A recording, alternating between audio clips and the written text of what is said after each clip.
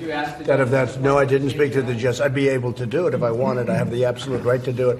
I stay out of things to a degree that people wouldn't believe, but I didn't speak to him. I thought the recommendation was ridiculous. I thought the whole prosecution was ridiculous.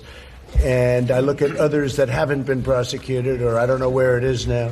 But when you see that, I thought it was an insult to our country, and it shouldn't happen. And we'll see what goes on there. But that was a horrible aberration. These are the same Mueller people that put everybody through hell.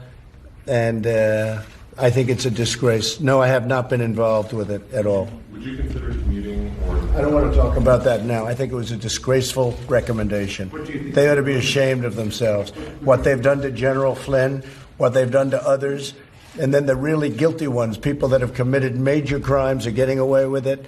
I think it's a disgrace. There's just something about Donald Trump complaining that those who've committed major crimes are getting away with them after he was acquitted for extorting a foreign country to cheat in the next election and then orchestrating a large-scale cover-up to protect himself. That makes me question whether we're living on the same planet. That was Trump swearing up and down that he didn't have anything to do with the DOJ's sudden reversal in their sentencing recommendation for former Trump advisor Roger Stone.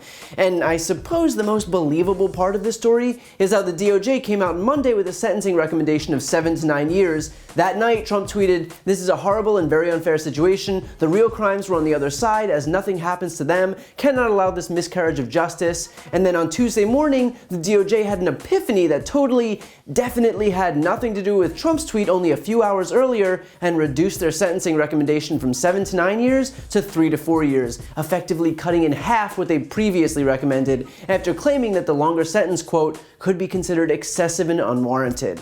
Nope, can't figure out how any of those events could be linked. Now, that move prompted all 4 prosecutors, Aaron Zelinsky, Adam Jed, Michael Morando, and Jonathan Kravis, to withdraw from the case, with Jonathan Kravis even leaving the government altogether.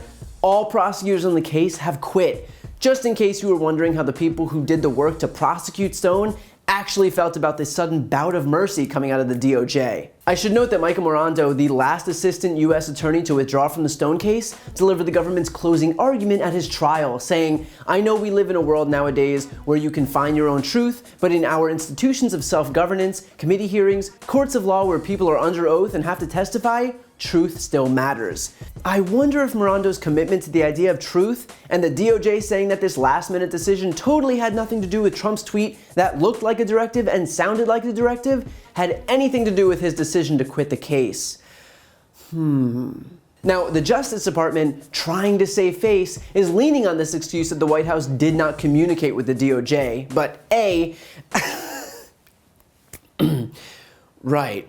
And B, even if, by some miracle, the White House didn't expressly communicate with the DOJ, Trump's tweet was communication enough. What more was needed to be said? Trump was as clear as day in his tweet, literally writing, "We cannot allow this miscarriage of justice." And what we've learned from having a lapdog in Bill Barr as Attorney General is that when Trump says jump, Barr says how high. Everything is a directive. And so what's happened here is that Trump has turned the Department of Justice into yet another arm of his administration. With a single tweet, he was able to halve the punishment for his own advisor who was convicted by a jury of obstructing Congress and witness tampering, 2 crimes that Trump himself has been accused of, with witness tampering coming out of Mueller's final report and obstruction of Congress literally forming one of Trump's articles of impeachment that he was contending with only days ago. And by the way, this seems like a good a time as any to shout out Susan Collins of Maine and Lamar Alexander of Tennessee, who clearly hit the nail on the head when they said publicly that there's nothing to worry about anymore because Trump totally learned his lesson from being impeached. Are you at all concerned, though, when you seek foreign interference? He does not believe he's done anything wrong, that what has happened here might encourage him that he can continue to do this? I don't think so. I hope not. I mean, enduring an impeachment is something that nobody should like. Even the president said he didn't want that on his resume. I don't blame him. So if a call like that gets you an impeachment, I would think you would think twice before he did it again. I believe that the president has learned from this case. What do you believe the president has learned?